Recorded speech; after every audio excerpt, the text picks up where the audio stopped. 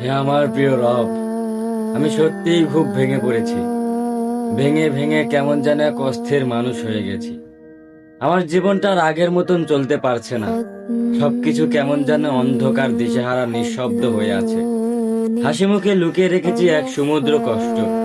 কাউকে কিছু বলি না, কারণ সবাই নিজের মতোই ব্যস্ত।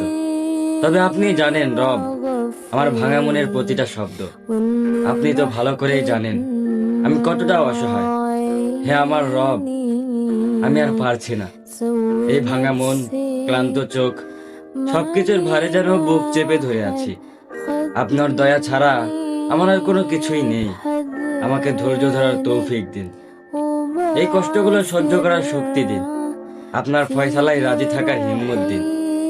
হে আল্লাহ, আমাকে আর কখনোই একা কইরেন না।